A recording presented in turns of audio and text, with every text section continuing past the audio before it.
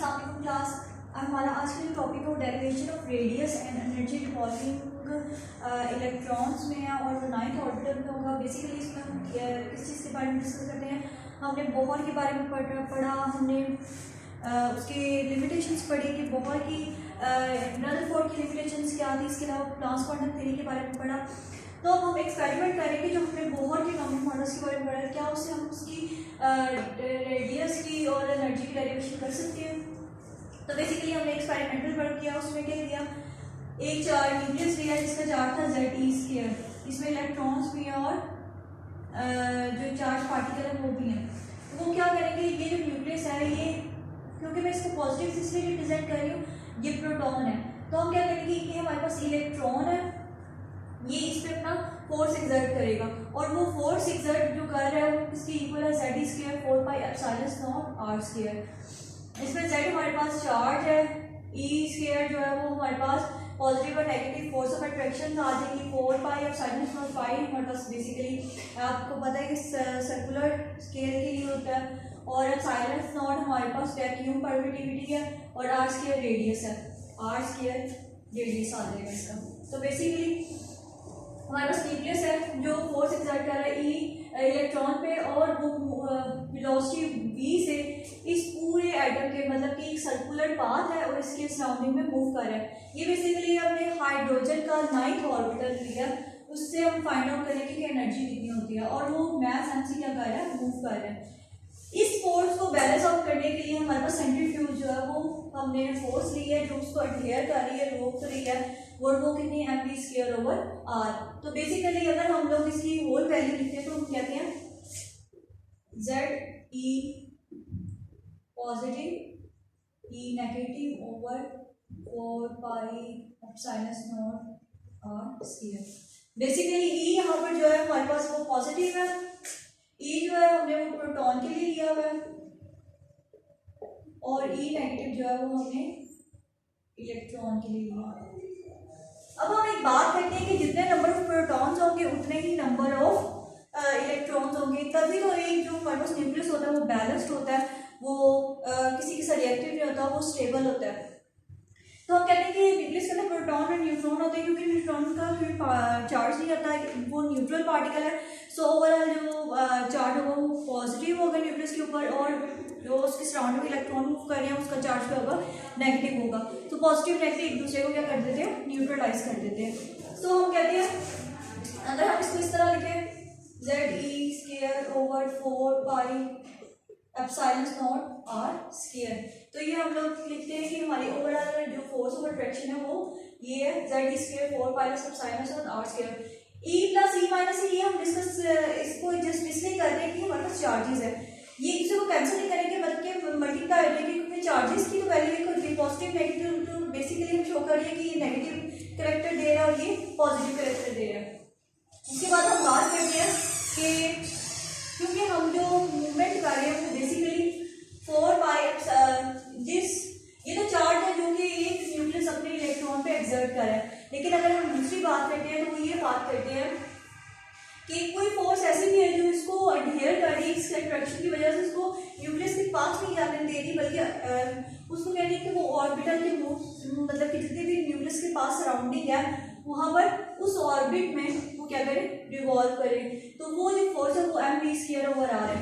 तो हम क्या करते हैं कि हम इनको इक्वलाइज कर देते हैं, mv²/r = ZE² 4πε0r²। यहाँ पर ε0 जो है हमारे पास वैक्यूम परमिटिविटी है और जो इसकी वैल्यू वो है 8.84। ε0 वैक्यूम परमिटिविटी है 8.84 जाओ पर जाओ C² पर जाओ पर मीटर। ये बेसिकली हमारे पास इसकी वैल्यू आ जाती है 8.84 मल्टीप्लाई बाय 10⁻⁻12 कूलम स्क्वायर पर जॉल पर मीटर कि हमारे पास ये इसकी क्या वैक्यूम परमिटिविटी आ जाती है ε0 की। तो इस फोर्स ऑफ अट्रैक्शन को जो न्यूक्लियस अपने इलेक्ट्रॉन पे एक्सर्ट कर रहा है, इसको अडहेयर कौन कर रहा है, ये वाली फोर्स कर रही है जिसे हम कहते हैं कि सेंट्रीफ्यूज फोर्स है, जिसकी वैल्यू हम कहते हैं mv² ओवर r लगा दिया। अगर इनको देखा जाए, इनमें से जो एक जैसे मॉलिक्यूल्स होंगे उनको हम क्या कर देंगे, कैंसिल कर देंगे। तो बेसिकली जो मॉलिक्यूल्स है वो एक जैसी वैल्यूज r² इस r से कैंसिल हो जाएगी। तो हम कहते हैं कि mv² is equal to ze² over 4 pi epsilon naught r। ये हमारे पास बेसिकली mv² की वैल्यू आ गई। लेकिन क्योंकि यहाँ पर हम रेडियस को डिस्कस कर रहे हैं तो हम इस r को इस तरफ ले लेंगे। तो r is equal to ze² over mv² 4 pi epsilon not.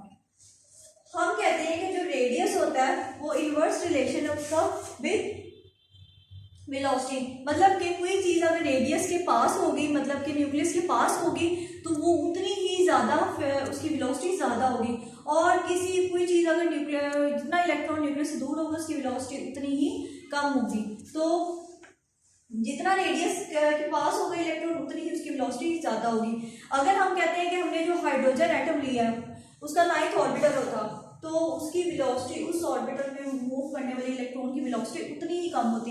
क्यों कम होती? क्योंकि हम कहते हैं कि जितना रेडियस ज़्यादा होगा, मतलब कि जितना इलेक्ट्रॉन अपने न्यूक्लियस से दूर होगा उतना ही उसके ऊपर फोर्स ऑफ अट्रैक्शन भी कम होगी। फोर्स ऑफ अट्रैक्शन कम होने की वजह से उसकी जो मूवमेंट है या उसकी वेलोसिटी है वो भी कम हो जाएगी।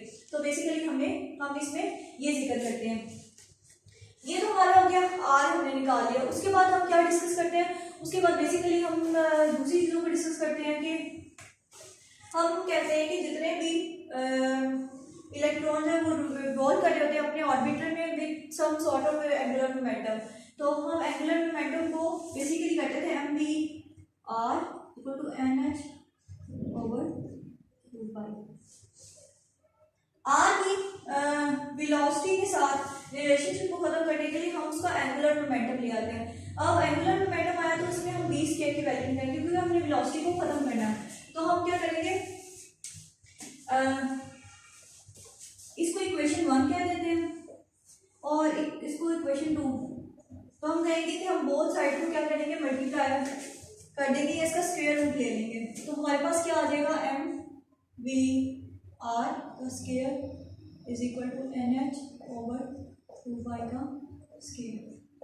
तो हमारे पास m² v² r² over m² h² over 4 pi square. इन सारी वैल्यूज को v के अलावा दूसरी साइड पे ले जाएंगे तो m² h² 4 pi square m² और v²। तो ये r² हमारे पास।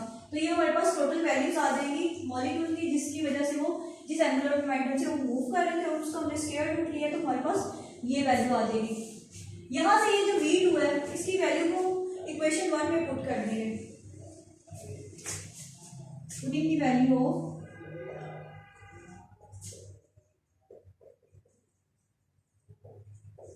v2 in equation 1। तो अगर इक्वेशन 1 में पुट करेंगे तो हम कहते हैं r is equal to z² over m, हम ये लिख देते हैं 4 pi epsilon naught m over m² h² over 4 pi square m²। ये आ जाएंगी वैल्यूज, इनको इन्वर्ट करेंगे ये वैल्यूज ऊपर की तरफ चली जाएंगे। तो हम कहते हैं r is equal to ze² over 4 pi epsilon naught m m² h² over 4 pi square m² r²। अब इनकी वैल्यू को जो डिडक्ट होती है हम बोथ साइड से डिडक्ट कर देंगे तो हमारे पास ये r इस r से, ये m जो है इस m² से कैंसिल हो जाएगा, 4 से पाई स्क्वायर से कैंसिल हो जाएगा। और जो बाकी वैल्यूज आई हैं उनको हम लोग लिख लेंगे। जो वैल्यूज आई हैं वो ये हैं, हम लिखेंगे ze², उसके बाद यहाँ पाई है, पाई m r over epsilon not है n² x² epsilon not n² h² बच जाएगा। अब क्या करेंगे, इन सारी वैल्यूज, क्योंकि यहाँ तो कुछ भी नहीं रह गया, इन सारी वैल्यूज को यहाँ पर ले जाएंगे और सिर्फ हमारे पास जो वैल्यूज बचेंगी वो सिर्फ और सिर्फ बचेंगी इस आर की। तो इस आर को हम करेंगे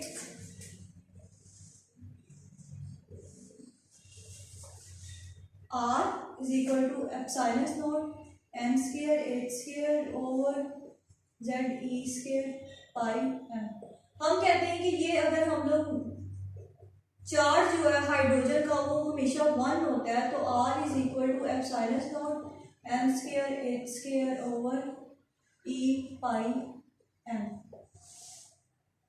हमारे पास ये भी इसकी भी सर्टेन वैल्यू है, ये भी हमारे पास कांस्टेंट है, ई चार्ज भी कांस्टेंट है और मास भी हमें फाइंड आउट है कि कितना इलेक्ट्रॉन एंड प्रोटॉन का होता है। तो हम कहते हैं कि R is equal to epsilon naught N H square over E square pi M.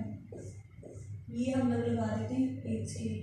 तो ये हमारे पास बेसिकली वैल्यूज आ गई। हम ये बात करते हैं कि अगर ये हमारे पास सर्टेन वैल्यूज आ गई, अब इससे हमें पता चल जाएगा कि आर का रेडियस कितना है और उसके साथ जो एम का कनेक्शन है वो क्या है। हम कहते हैं कि अगर हमारे पास आर की वैल्यू जो है किसी भी रेडियस की किसी भी एटम की, हम कहते हैं साइनस नॉट की वैल्यू लगा दी, एच की वैल्यू लगा दी, हाइड्रोजन एटम के चार्जेस की लगा दी, पाई की लगा दी, एम की लगा दी, तो हमारे पास जो आर आएगा वो बेसिकली आएगा R is equal to 0.529 angstrom और साथ में लग जाएगा एन स्क्वायर, मतलब कि जो वैल्यू आएगी उसको स्क्वायर रूट कर देंगे। तो फॉर एग्जांपल अगर हमारे पास आता है N is equal to number of value 1 है, तो हम कहेंगे 0.529 एंगस्ट्रॉम मल्टीप्लाई बाय 1 का स्क्वायर। इसी तरह अगर n 2 हो जाता है तो हमारे पास ये वैल्यू क्या हो जाएगी, यहाँ पर 2 आ जाएगी, 2 2 4, तो हमारे पास n2 की वैल्यू जो आएगी 2.11 एंगस्ट्रॉम आ जाएगी। इसी तरह n जो 3 है उसकी वैल्यू जो हो जाएगी वो 4.75 एंगस्ट्रॉम आ जाएगी। सो इससे हमें ये पता चला कि अगर हम लोग वैल्यूज को नंबर ऑफ शेल को इंक्रीज करते जाएंगे तो हमारा जो रेडियस है वो भी इंक्रीज होता जाएगा। मतलब कि पहले वो 0.52 था तो शेल नंबर 1 पे, शेल नंबर 2 पे जाएंगे तो जो रेडियस है वो क्या हो जाएगा, हमारे पास डबल हो जाएगा, 4 हो जाएगा, 2 के लिए 4 हो जाएगा, 3 के लिए 9 हो जाएगा, इसी तरह 4 के लिए 16 हो जाएगा।